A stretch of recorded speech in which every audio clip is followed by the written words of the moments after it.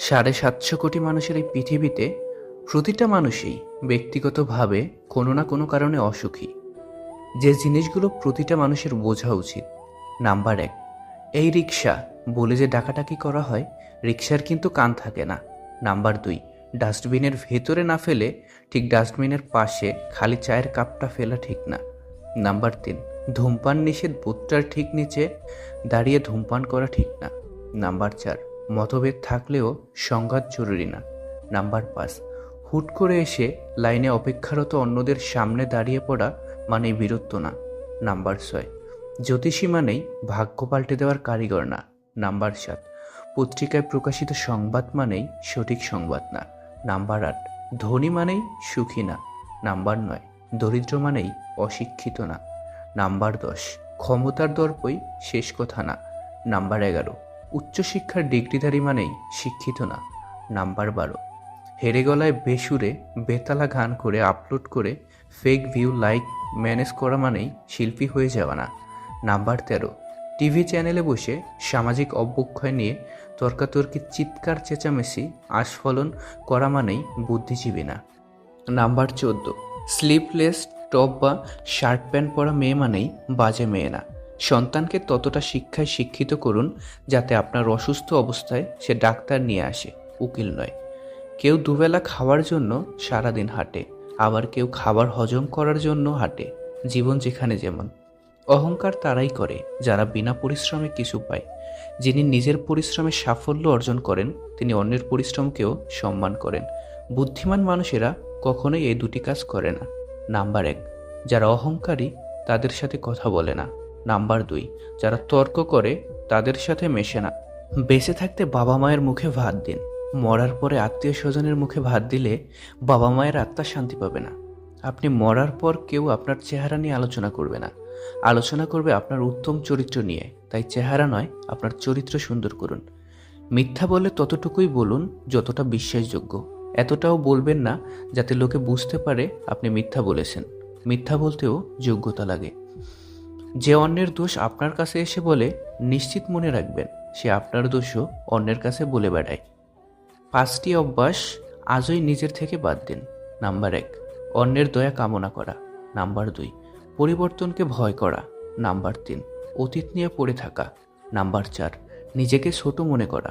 Number 5, অতিরিক্ত চিন্তা করা।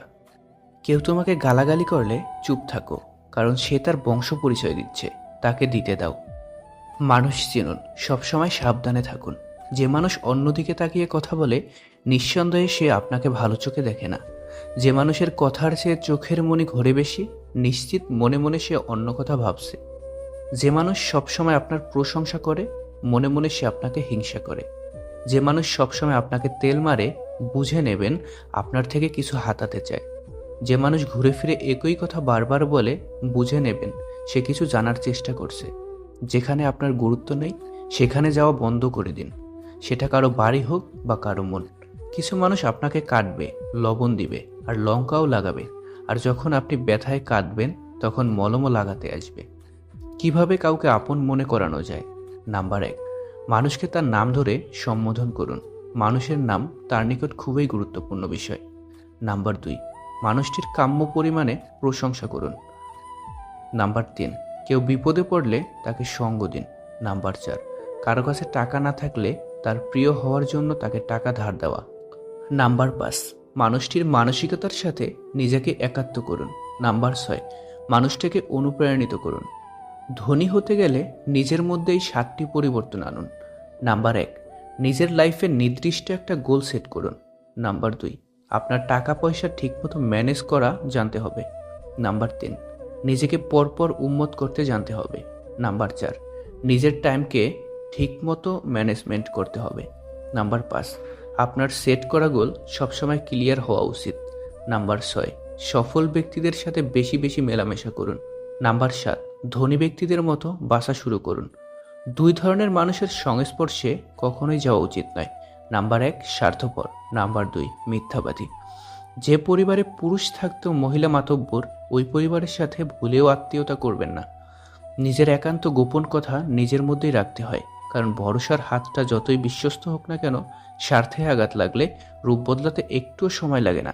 সুখী হতে চাও তাহলে কখনো কারো ক্ষতি করো না। খেয়াল রেখো তোমার দ্বারা কারো উপকার না হোক, কারো ক্ষতি যেন না হয়। 10 নারীকে নাচিয়ে বেড়ানোটা কখনোই পুরুষত্বের প্রমাণ দেয় না। আসল পুরুষ তো সেই যে এক নারীতেই সন্তুষ্ট থাকে। সব চিন্তা বাদ দিয়ে আগে টাকা উপার্জন করো। টাকা থাকলে পকেটে, রমণী আসবে রকেটে।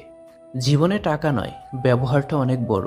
কারণ শ্মশানে কোনো লোক কিংবা কবরস্থানে 4 কোটি টাকা নয়, 4 জন মানুষই ছাড়তে আসবে।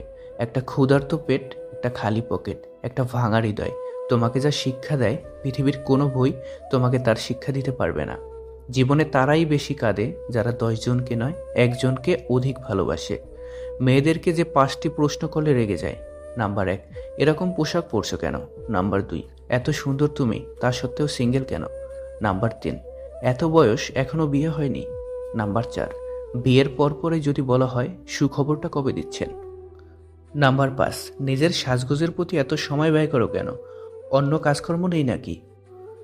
কালো মেয়ের বিয়ের চিন্তায় যে মা রাতে ঘুমাতে পারে না, সেই মাই ছেলের জন্য সুন্দরী মেয়ে খুঁজে। মানুষ কতক্ষণ তোমাকে ভালো বলবে জানো? যতক্ষণ তুমি তাদের অন্যায়গুলো মুখ বুজে সহ্য করবে। বিশ্বাস একবার ভাঙলে আর জোড়া লাগে না। ব্যাপারটা এরকম না হয়ে যদি এইরকম হতো, বিশ্বাস একবার জোড়া লাগলে আর ভাঙে না, কতই সুন্দর হতো। কথায় কথায় মিথ্যে বলা মানুষগুলো যুক্তিতে পটু। এরা যতই মিথ্যা বলুক, প্রতিটা মিথ্যা কথায় একটা না একটা যুক্তি দাঁড় করাতে কখনো ভুল করে না। বাবার টাকা উড়ানো খুব সহজ, নিজে ইনকাম করে দেখো। একজোড়া স্যান্ডেল কিনতে গেলেও 10 বার ভাবতে হয়। আমাকে 1000টা সত্য কথায় আঘাত করো, মেনে নেব, কিন্তু দয়া করে মিথ্যা বলো না। জীবনটা অনেক ছোট, এটাকে ভুল মানুষের কথা ভেবে কষ্ট পেয়ে নষ্ট করো না। নিজের জন্য একটু স্বার্থপর হওয়া ভালো, কারণ নিজের ভালো অন্য কেউ নয়, নিজের ভালো নিজেকেই ভাবতে হয়। যদি তুমি সব মেনে নাও তাহলে তুমি ভালো। খারাপ হবে তখন যখন তুমি উচিত কথা বলবে। মনকে প্রশ্ন করলাম, তোমার আপন কেউ তোমাকে ছেড়ে চলে গেলে তুমি কি করবে? মন বলল, যে আপন সে কখনো ছেড়ে যায় না, আর যে ছেড়ে যায় সে কখনোই আপন হয় না। কখনো ভেঙে পড়ো না। এই পৃথিবীতে যা কিছু হারিয়ে যায়, অন্য কোনো রূপে সেটি আবার ঠিকই ফিরে আসে জীবনে। কিছু মানুষ আপনাকে হিংসা করবে, আপনি তাদের ভালো মন্দ কিছুতেই থাকবেন না, তবুও তারা আপনাকে হিংসা করবে। তখন চিন্তা বা রাগের কিছুই নেই। জানবেন তাদের থেকে আপনি অনেক ভালো জায়গায় আছেন। কারণ হিংসা মানুষ তখনই করে যখন তার জায়গায় তারা পৌঁছাতে পারে না।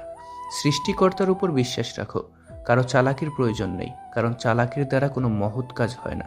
কর্মফল, প্রতিশোধের দরকার নেই। কেবল ফিরে বসুন এবং অপেক্ষা করুন। যা আপনাকে আহত করেছে তার শেষ পর্যন্ত তাদেরকে পেঁচিয়ে তুলবে।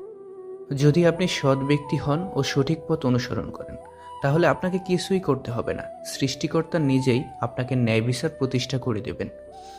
আমাকে যে যা বলে চুপচাপ শুনি, কারণ জবাব দেওয়ার অধিকারটা শুধুমাত্র সময়কে দিয়ে রেখেছি। খারাপ সময় তো একদিন না একদিন শেষ হয়েই যায়, কিন্তু খারাপ সময় যে মানুষগুলোর রূপ সামনে এসেছে তাদের জন্য ঘৃণাটা সারা জীবন থেকেই যায়। যারা ভুল দেখে ছেড়ে দেয় তারা ভালো থাকতে আসে, যারা ভুল সূত্রে পাশে থাকে তারাই তো ভালোবাসে। রাগের মাথায় কখনো সিদ্ধান্ত নেবেন না, এবং যখন খুব খুশি থাকবেন তখন কোনো প্রতিশ্রুতি দেবেন না। হয়তো পরে এই দুটি কাজের জন্য আপনাকে ভুগতে হবে, না হয় চরম মূল্য দিতে হবে। আজকের দিনে ভদ্র মানে তুমি ভীতু, নিরহ মানে তুমি দুর্বল, সৎ মানে তুমি বোকা, আর স্পষ্ট বক্তা মানে তুমি শত্রু। আজব হলেও এটাই সত্য, অশিক্ষিত বেকার নেই। যত বেকার আছে সব মানুষগুলোই শিক্ষিত। সাপ যখন জীবিত থাকে তখন সে পিঁপড়াকে খায়, আবার সাপ যখন মারা যায় তখন পিঁপড়াই সাপকে খায়। তাই সব সময় মনে রাখবেন, সব সময় সবার সুদিন থাকে না, সময় একদিন বদলায়। শারীরিক সৌন্দর্য নিয়ে কখনোই গৌরব করবেন না, কারণ তা আপনার সৃষ্টি নয়। বংশ নিয়েও গৌরব করবেন না, কারণ সেটা আপনি নির্বাচন করেননি। গৌরব করবেন উন্নত চরিত্র নিয়ে, যা আপনি নিজেই গঠন করেছেন। বছরের পর বছর পরিশ্রম করে মানুষ সফলতা পায়, আর লোকে 1 মিনিটে বলে দেয় ভাগ্য ছিল তাই হয়েছে। দূর থেকে মানুষকে অনেক সুখী মনে হলেও কাছে না যাওয়া পর্যন্ত বোঝা যায় না যে সে কতটা অসুখী।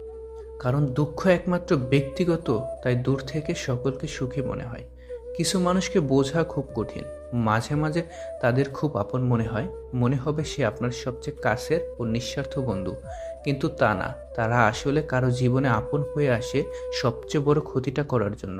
তারাই হচ্ছে বন্ধুরূপী শত্রু।